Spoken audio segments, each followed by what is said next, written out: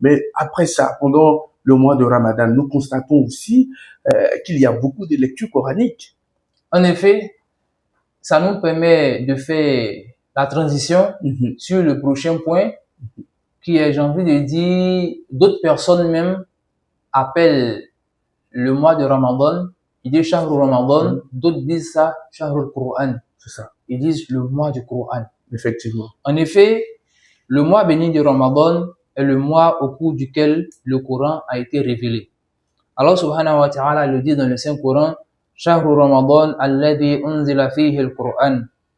Donc il dit le mois de Ramadan est le mois au cours duquel le Coran a été révélé. Donc c'est le mois du Coran. C'est le mois au cours duquel on doit célébrer le Coran encore plus même que tous les autres mois.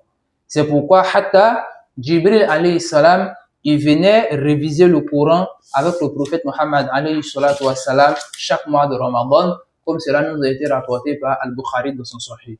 Et donc les salaf salih, qui sont nos pieds prédécesseurs, et on sait qu'il est de mise dans notre croyance de suivre la voie des bien guidés. C'est ça. L'imam Malik disait que le succès des dernières générations réside en ce qui a fait le succès des premières générations. Nos pieds prédécesseurs augmentaient énormément leur lecture du Saint-Coran durant le mois de Ramadan. Certains même terminaient le Coran tous les 3 jours.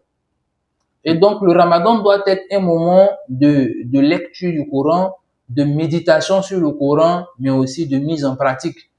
Et donc, vous allez voir qu'au cours du Ramadan, les tafsirs vont devenir encore plus nombreux. Effectivement. Certaines mosquées même qui n'en faisaient pas vont commencer à en faire.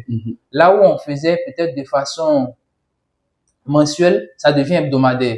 Et là où c'était hebdomadaire, ça devient de façon pratiquement quasi quotidienne.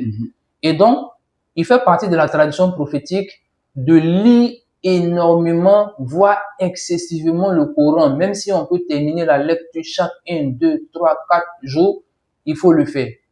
Il faut faire la lecture du Coran. Il faut aussi méditer sur les paroles, sur les versets du Coran. Mettre en application le Coran. D'autres diront que je ne sais pas lire, on leur dira de lire le Coran même dans d'autres langues. D'autres encore vont dire qu'on ne peut pas, on leur dira d'écouter le Coran. C'est le mois du Coran. Le Coran doit être au cœur de nos actes d'adoration au cours du mois béni du Ramadan.